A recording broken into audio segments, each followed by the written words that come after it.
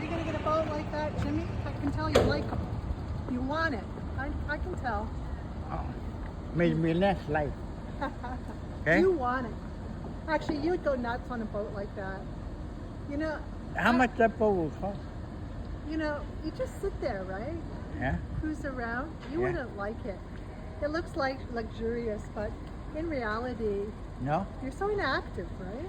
You just Well, being on a boat, you don't. it's nice to be rich. You can spend whatever you want. You know. Yeah, I guess. Being rich is better than being poor. I know that. But the problem, But right? I don't need that. The problem right now we are facing though Yeah, is the rich and the poor is getting, yeah. the gap is getting bigger. Disgusting. I And it's know. going to be in trouble. I know the CEO of Metro. They're on strike. He makes something like $8 million a year. His cashier can't pay his cashiers more than $16 an hour.